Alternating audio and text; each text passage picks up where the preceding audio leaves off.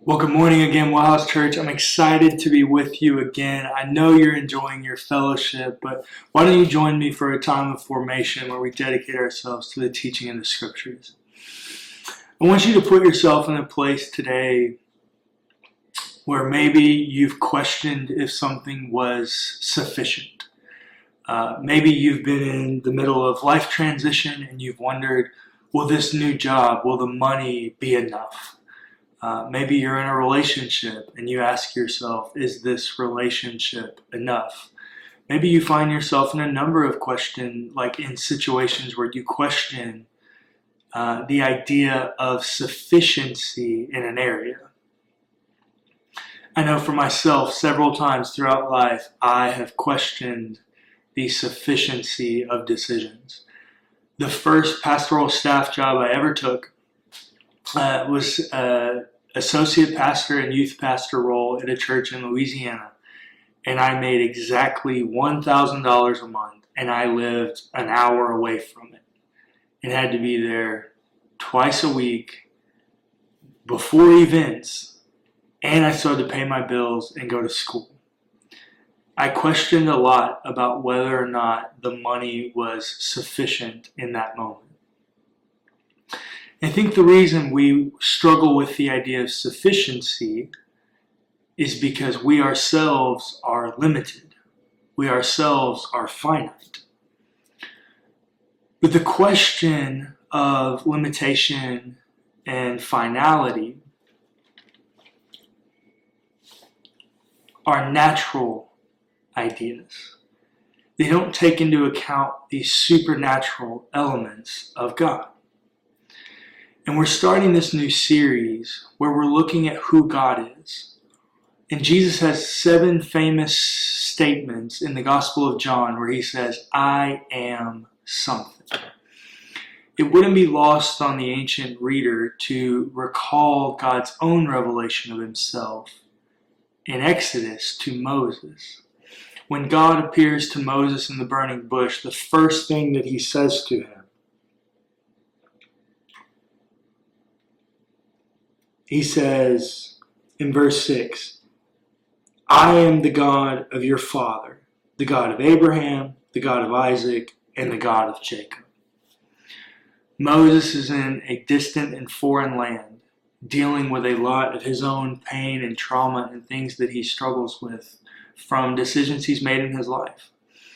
And God's first reaction, first initial conversation with Moses is to say, hey, the stories that you remember, the thing you're longing for in life,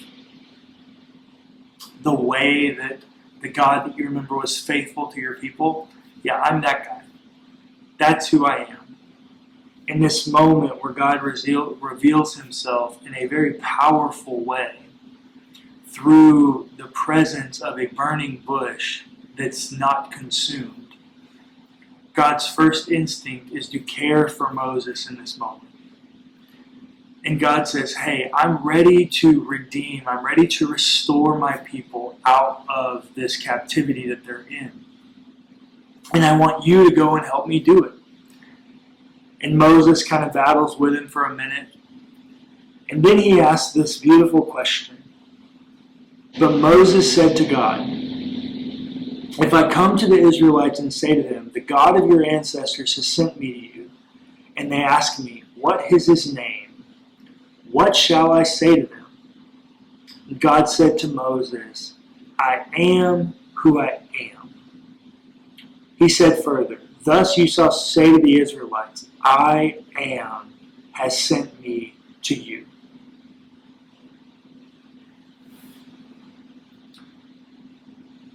God reveals himself as simply I am. But a statement, the statement I am, is only a statement of being in existence.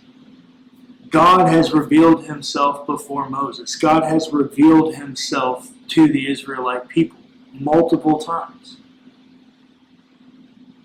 So why is it that God says I am as a statement of existence, but follows it up?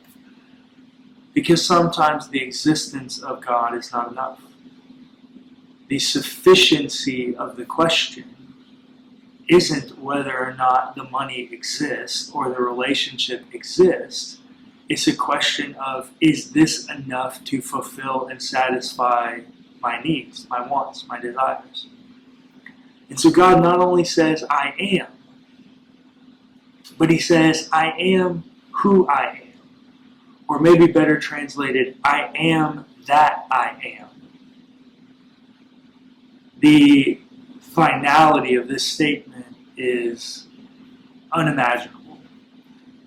God says, I am that I am. I exist because I exist.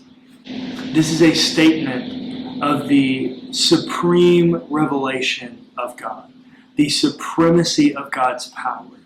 I am that I am is a statement of total sufficiency, total fulfillment, total restoration, total desire, total experience of giving you everything you need in every moment of every day. That's who God is. If you're here today wondering, is God sufficient? Is God enough? Can I give up all these other things that I'm doing and just choose God? The answer is a resounding yes. God is the God of Abraham, Isaac, and Jacob, the God of miracles, the God of magnificent power. But he's also the God of magnificent care. He's our helper, he's our comforter, he's our encourager.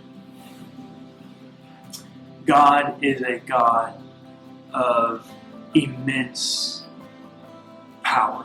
God is a God that is the supreme being of all creation. He can say, I am that I am, because he's in control. He is the supreme being. So if you are here today wondering if God is sufficient, the answer is a resounding yes. There's no questioning the sufficiency of God when we approach this conversation like money or any other relationship. The supremacy of God is revealed in this moment. And the narrative continues to reveal to us time and time and time again that God is enough. The only question is, have you made him enough in your own life?